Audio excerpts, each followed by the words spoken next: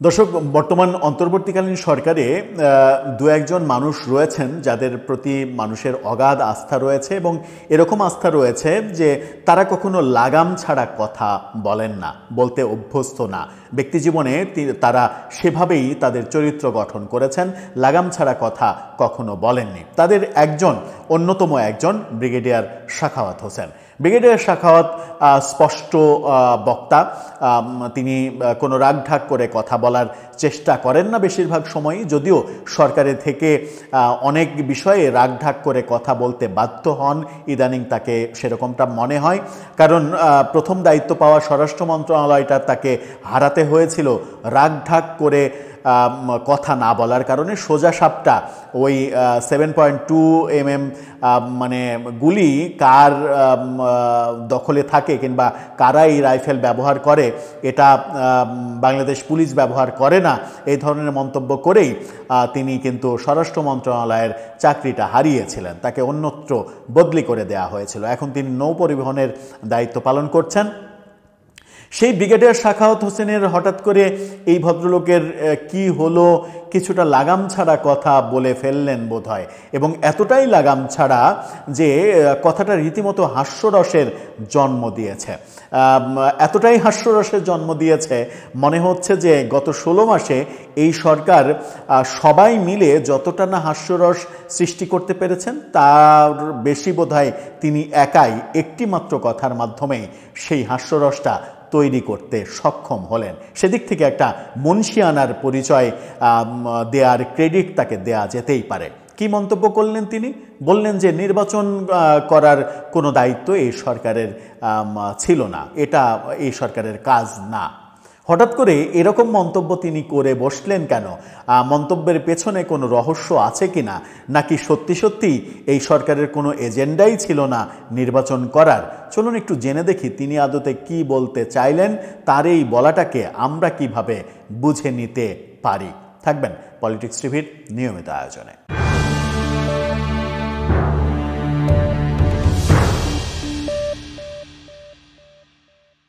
দর্শক, বলছিলাম উপদেষ্টা ব্রিগেডিয়ার সাখাওয়াত হোসেনের কথা।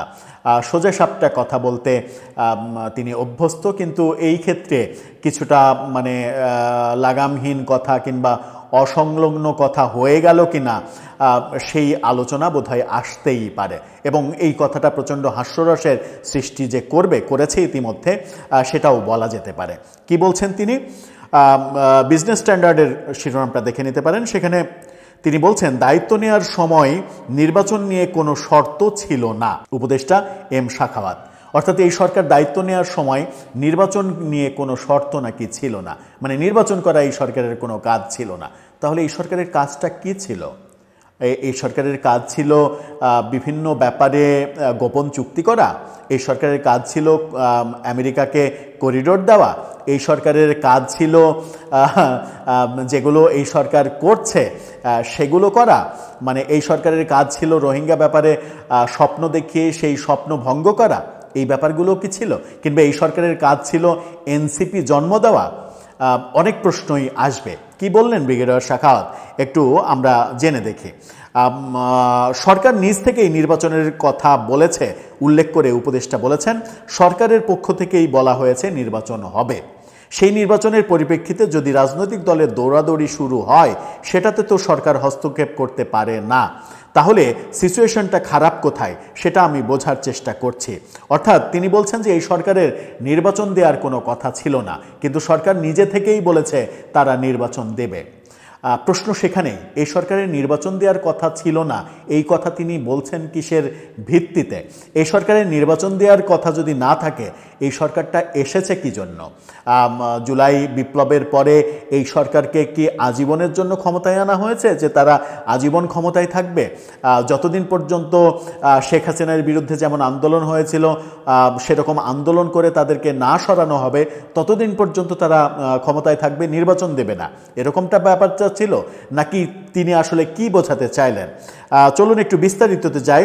অন্তর্বর্তীকালীন সরকার যখন দায়িত্ব গ্রহণ করে তখন নির্বাচন আয়োজনের সময়সীমা নিয়ে কোনো ধরনের শর্ত ছিল না, জানিয়েছেন শ্রম এবং কর্মসংস্থান এবং নৌ পরিবহন উপদেষ্টা ব্রিগেডিয়ার সাখাওয়াত হোসেন।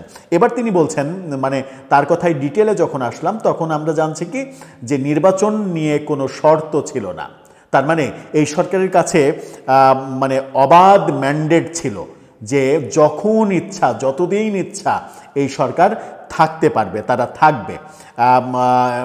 কিন্তু এক ধরনের রাজনৈতিক দলগুলোর জোর জবরদস্তির কারণে তারা নির্বাচনের ঘোষণা দিয়েছে। বর্তমান রাজনৈতিক পরিস্থিতিতে সন্তুষ্ট কিনা এমন প্রশ্নের জবাবে তিনি বলেন যে এখন যে রাজনৈতিক পরিস্থিতি তাতে রাজনৈতিক দলগুলো জানে না তারা কি করবে বা তাদের ভবিষ্যৎ কি, কে কোন দিকে যাচ্ছে তা বোঝা যাচ্ছে না। এটা কি বাংলাদেশে নতুন? তথাকথিত 111-এর পরে হয়নি, হয়েছিল নাকি হয়নি? আমরা কিন্তু এটা নিয়েই বেঁচে আছি। রাজনৈতিক দলগুলোর বর্তমান অবস্থা নিয়ে তিনি আরও বলেন, পার্টিতে পার্টিতে দাঙ্গা কি হচ্ছে? দলগুলোর মধ্যে মুখে মুখে কথা হচ্ছে। আমরা কথা বলার জাতি, কথা না বলে থাকতে পারি না। রাজনৈতিক অস্থিতিশীলতার সংজ্ঞা দিতে গিয়ে সাখাওয়াত হোসেন বলেছেন, রাজনৈতিক কেওয়াজ তখন বলবো যখন সরকার একদিকে আর রাজনৈতিক দলগুলো আর একদিকে থাকবে। এটা একটা ভালো পয়েন্ট। সরকারকে কি কেউ গলা ধাক্কা দিয়ে বলেছে যে নির্বাচন দিতে হবে তোমাকে 1 থেকে 1.5 বছরের মধ্যে? যখন এই সরকার আসে তখন কি এরকম কোনো শর্ত ছিল না।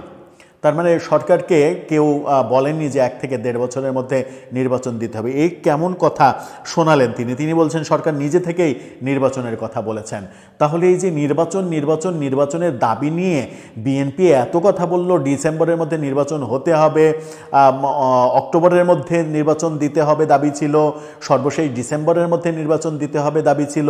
সেনাপ্রধান নির্বাচন নিয়ে কথা বলে সরকারের কাছে খারাপ হয়ে গেলেন।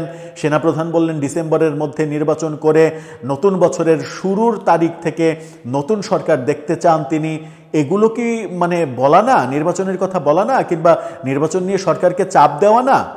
মানে কি বোঝাতে চাইলেন ব্রিগেডিয়ার সাখাওয়াত হোসেন আদতে বুঝতে পারলাম না। তার মানে কি তিনি এটা বোঝাতে চাইছেন যে যখন এই সরকারকে দায়িত্ব দেওয়া হয় তখন তাদেরকে অবাধ ম্যান্ডেট দিয়ে দেওয়া হয়েছিল যে আপনারা যতদিন ইচ্ছা থাকবেন, আপনাদেরকে কেউ নির্বাচনের কথা বলবে না, আপনাদের যখন ভালো লাগবে তখন নির্বাচন দেবেন কি দেবেন না। নির্বাচন যেহেতু আপনাদের ভাবনার ইস্যু না, আপনারা আসবেন, ক্ষমতায় থাকবেন, দেশ পরিচালনা করবেন, করিডোর দিবেন, সেন্ট মার্টিনে মানুষকে যেতে হলে ভিসা লাগবে এরকমটা বলবেন, এই কাজগুলো আপনারা করে যাবেন এবং জনগণ মানে এক ধরনের মবতন্ত্র প্রতিষ্ঠিত হতে দেখবে, শত শত মাজার ভাঙার দৃশ্য দেখবে এবং জনগণ চুপচাপ করে বসে থেকে সব কিছু দেখবে। এটার জন্যই কি মানে এই সরকারকে দায়িত্ব দেওয়া হয়েছিল? আমার মনে হয় না যে এটার জন্য দায়িত্ব দেওয়া হয়েছিল। আর নির্বাচন নিয়ে এই যে জনগণের মধ্যে এত তাড়াহুড়া যে নির্বাচন হোক, এটা কেন? এটা তো সরকারের ব্যর্থতার কারণে। সরকার নানা ক্ষেত্রে ব্যর্থতা দেখিয়েছে, বিশেষ করে আইন শৃঙ্খলা রক্ষার ব্যাপারে সরকার ব্যর্থতা দেখিয়েছে। এই ব্যাপারটার কারণেই তো মানে যেটা মানে অনেকটা কষ্টে হলে আজকে প্রথম আলোর জরিপে উঠে এসেছে যে আইন শৃঙ্খলা পরিস্থিতি সহ বিভিন্ন পরিস্থিতি মোকাবেলায় সরকার ব্যর্থ হয়েছে। যেমন ব্যর্থতার ব্যাপারগুলো যদি আমি বলি তাহলে দ্রব্যমূল্য নিয়ন্ত্রণ, আইন শৃঙ্খলা পরিস্থিতি নিয়ন্ত্রণ, দুর্নীতি দমন, কর্মসংস্থানের সুযোগ তৈরিতে ব্যর্থতা, এগুলো জনগণ বলছে যে এগুলোতে ব্যর্থতাতে। এগুলোতেই যদি ব্যর্থতা থাকে তাহলে আর কোথায় সফলতার জায়গা থাকে? আর তো কোথাও সফলতার জায়গা থাকে না। আপনি আইন শৃঙ্খলা পরিস্থিতি রক্ষা করতে পারলেন না, দ্রব্যমূল্য নিয়ন্ত্রণ করতে পারলেন না, দুর্নীতি দমন করতে পারলেন না। যে দুর্নীতির বিচার করছেন, শেখ হাসিনা আমলে দুর্নীতিরই তো বিচার করছেন, অপশাসনের বিচার করছেন। সেই দুর্নীতি অপশাসন থেকে আমরা মুক্ত হতে পারলাম না। আমরা কর্মসংস্থানের সৃষ্টি তো অনেক দূরের কথা, লক্ষ লক্ষ কারখানার শ্রমিক বেকার হয়ে গেল, শত শত কারখানা বন্ধ হয়ে গেল, সেগুলোর ব্যাপারে কোনো ভ্রুক্ষেপ নেই। কারখানায় মব তৈরি করে কারখানা বন্ধ করে দেয়া হলো, মব সন্ত্রাস প্রতিষ্ঠিত করে আইন শৃঙ্খলা পরিস্থিতি একেবারে শূন্যের কোঠায়, মানে কি বলবো যে টলারেন্সের একেবারে সর্বোচ্চ পর্যায়ে নিয়ে গেছেন। যেখানে জিরো টলারেন্স হওয়ার কথা সেখানে টলারেন্স 100 পার হয়ে গেছে। মবের টলারেন্স তো 100+। তো সেরকম পরিস্থিতিতে জনগণ নির্বাচন চাইবে না? নির্বাচন চায়নি, বিএনপি নির্বাচন চায়নি, সেনাবাহিনী প্রধান নির্বাচন চায়নি, এমনকি ওই গণ অধিকার পরিষদ পর্যন্ত নির্বাচন চায়নি? চেয়েছে তো।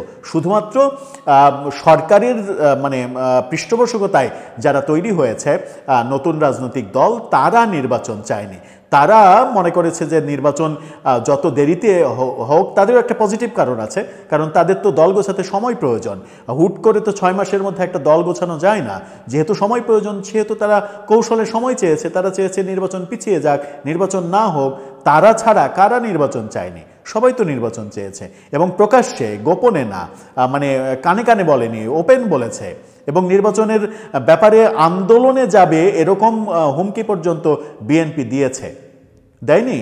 আমার মনে হয় যে ইতিহাসটা একটু পৃষ্ঠাগুলো উল্টালে এই দিনগুলো খুঁজে পাওয়া যাবে। ব্রিগেডিয়ার সাখাওয়াত হোসেন খুবই একজন ভালো মানুষ, সহজ সরল সাবলীল কথা বলেন, স্পষ্ট কথা বলেন, কিন্তু এই কথাতে এসে কেন হঠাৎ করে খেই হারিয়ে ফেললেন? এই সরকারকে কেউ নির্বাচনের বাধ্যবাধকতা দেয়নি, কেউ শর্ত দেয়নি, যতদিন ইচ্ছা ততদিন থাকার ব্যাপারটা পরোক্ষভাবে তিনি বোঝানোর চেষ্টা করলেন। এই কথাগুলো কেন হঠাৎ করে শেষ সময়ে, যখন নির্বাচনের তফসিল ঘোষণা করবে নির্বাচন কমিশন একদিন পরে, ঠিক এই মুহূর্তে এসে এই প্রসঙ্গগুলো কেন উত্থাপন করলেন?